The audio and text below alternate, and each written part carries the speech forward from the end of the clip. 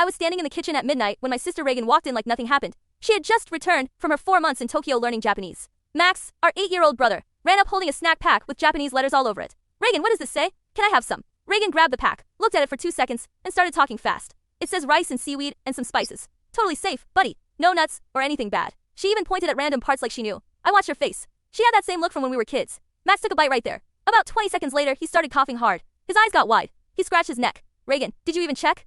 I asked. She froze. Max's face turned red fast. He wheezed loud. Mom ran in from the living room. What is going on? Dad was right behind her. Mom saw Max and grabbed the wrapper. Peanuts. It says peanuts right here in English on the back. Dad yelled for the new AP pen. He checked the old one in the drawer. This one expired last year. Reagan stood there with her mouth open. She whispered. I forgot to pick up the new one. I said I did, but I didn't. Dad's face went pale. You showed us the bag from the pharmacy 2 weeks ago. Reagan nodded slow. I used the money for new shoes and a bag instead. Max was struggling to breathe now. Sirens started in the distance. The useless detail I remember is the TV in the background was playing some loud car at about 0% financing the whole time. We got lucky. Paramedics came quick and fixed Max with their pen. He stayed 1 night in the hospital. Doctors said 10 more minutes, and it would have been worse. That same night at the hospital, Reagan finally told the truth about everything. She never went to Tokyo. No Japanese classes at all. She had been in Thailand the whole time, living with some guy she met online who sent her money.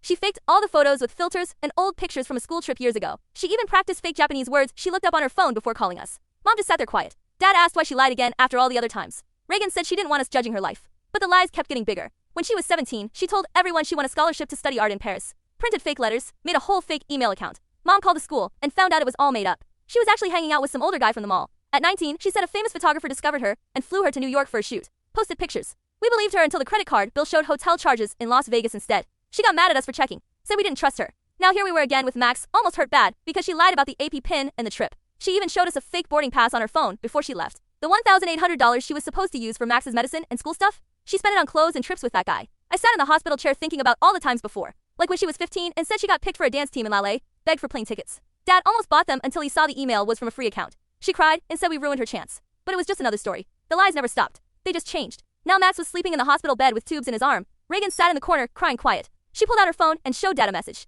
This guy from Thailand sent $2,200 as an apology. He feels bad about everything. Dad looked at the phone then at her. He didn't say anything at first. The next morning, I made my choice. I packed Reagan's stuff from her old room while she was still at the hospital with Mom. I put it all in a box by the front door.